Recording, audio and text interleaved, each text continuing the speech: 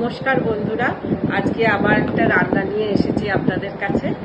এর ভেতরে আমি তাহলে কি কি লাগবে, নবরত্ন কোরমা করব। এবার কি কি লাগবে একটু বলে দিই। হ্যাঁ, প্রথমত লাগছে একটা আলু দিচ্ছি, বেশি আলু দিচ্ছি না, আর বেল পেপার দিচ্ছি 2 রকমের, একটা ক্যাপসিকাম, একটু গাজর, একটু ফুলকপি, মটর, বিনস, টমেটো, আর অলিভটা হচ্ছে গার্নিশিং এর জন্য রেখেছি।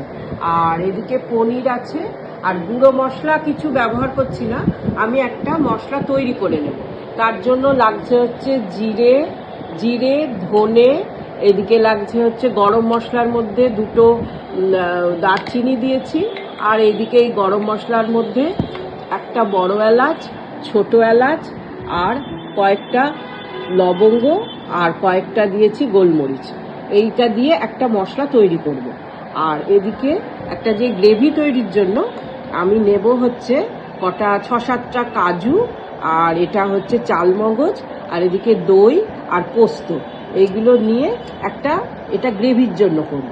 আর এদিকে তোমার লাগছে হচ্ছে মাখন লাগছে, ঘি লাগছে একটু ওপরে, ভালো লাগবে সেই হিসেবে এইগুলো দিচ্ছি।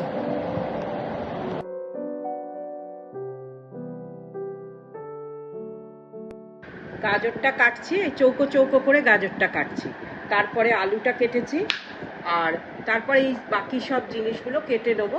ফুলকপিটা কিন্তু একটু ভাপিয়ে নেব, ফুলকপিটা ভাপিয়ে এনে রাখলাম, আর বেল পেপার, ক্যাপসিকাম এগুলো সব কেটে নিলাম। আর এই যে টমেটোটা ভেতরের কিন্তু ওই সাদা অংশটা ফেলে দিয়ে কাটলাম। আর গাজর আর আলু চৌকো চৌকো করে কেটেছি, এটা একটু লম্বা লম্বা করে কেটেছি বিনসটা। আর এটা তো কাটার কিছু নেই, বাস এই কাটার কাজ হয়ে গেল।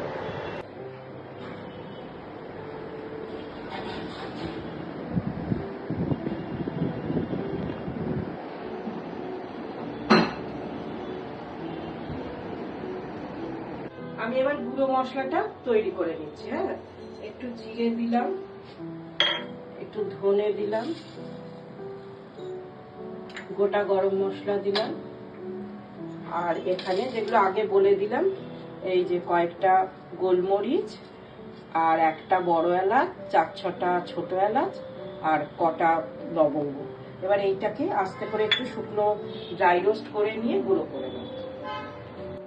আমি এখন কড়ার মধ্যে মাখনটা দিচ্ছি, অল্প মাখন দিয়ে আমি পনিরটাকে একটুখানি নেড়ে নেব।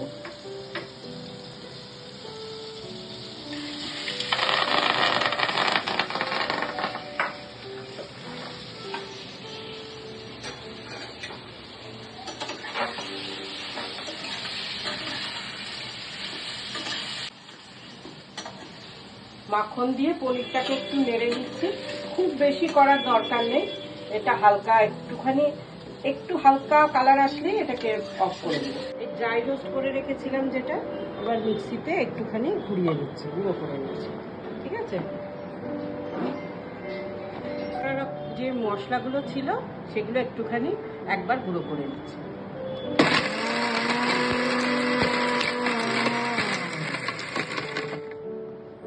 যে ড্রাই রোস্ট হয়ে গেছে, এই যে এরকম দাঁড়ানো মশলাটা ড্রাই রোস্ট করা হয়ে গেল। এবার আমি এই যে চালমগজ, কাজু আর পোস্তটা একটুখানি আগে শুকনো গুঁড়ো করে নেব, তারপর দই দিয়ে এটাকে ঘুরিয়ে নেব।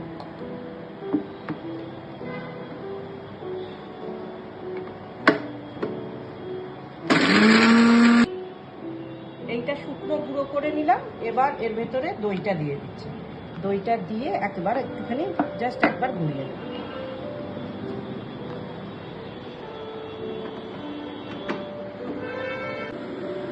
পনিরটা হালকা ভেজে তুলে নিলাম, বেশি এরকম একটু হালকা লাল লাল করে ভেজে তুলে নিলাম। এবার ক্যাপসিকামটা ভাজছি।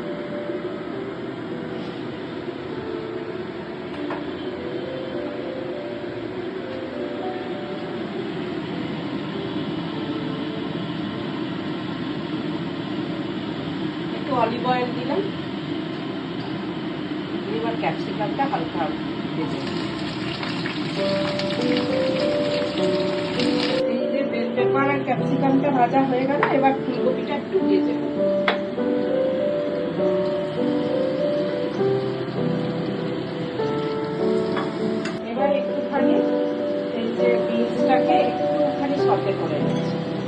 হালকা করে। আর এইটা একটু স্টিম কুক করে নিয়েছি মাইক্রোওয়েভে। এইটাও একটুখানি রেখে দিচ্ছি, আলু আর গাজর। টমেটো আর মটরটা এই দুটো দিয়ে দিলাম, দিয়ে একটুখানি জাস্ট নেড়ে চেড়ে দিচ্ছি। সব জিনিসগুলো একটু করে সতে করে নিলাম। এবার মিক্সিংটা করবো, ঠিক আছে? অল্প একটু অলিভ অয়েল দিচ্ছি। এবার সব জিনিস দিলে জিনিসটা ফাইনাল জিনিসটা দাঁড়াবে। এবার সবজিগুলো দিতে থাকছি। এবার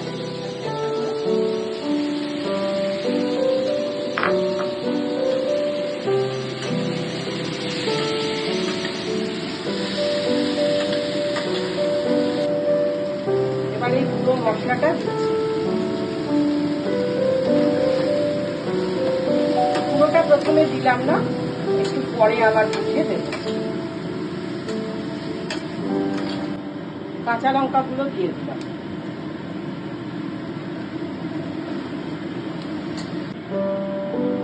এগুলো সব একসঙ্গে এবার একটু নরম হোক, হ্যাঁ, তারপরে নুন মিষ্টিটা দেখবো আর দিয়ে পুরো জিনিসটা কমপ্লিট রান্নাটা তারপরে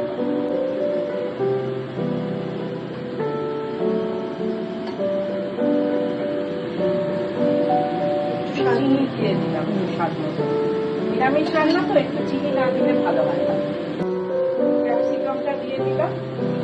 ক্যাপসিকাম বেল পেপার এর সাথে ভাজা রেখে দিয়েছিলাম, এইটা দিয়ে দিলাম। এবার পনিরটাও দিয়ে দেবো।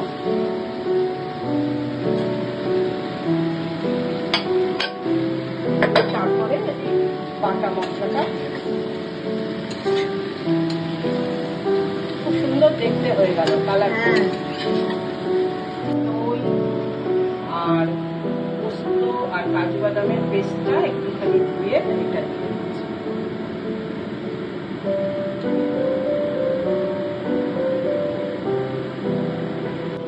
এই ধোয়া জলটা দিয়ে দিলাম।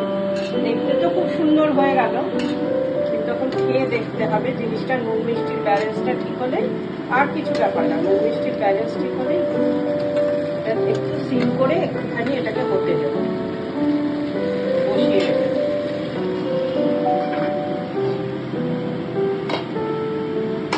এই যে হয়ে গেছে, এবার আমি পাত্রে ঢেলে নিচ্ছি জিনিসটা। নবরত্ন কোরমা রেডি হয়ে গেছে।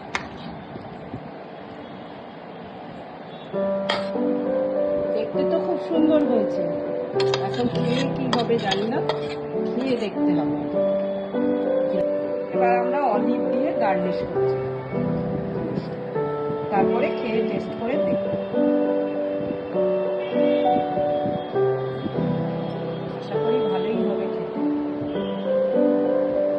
একটু টেস্ট করে দেখি।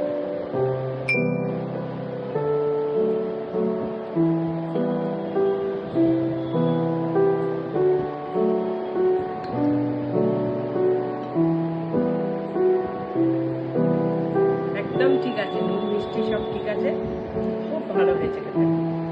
নিজের রান্না বেশি বলবো না, কিন্তু ভালো হয়েছে।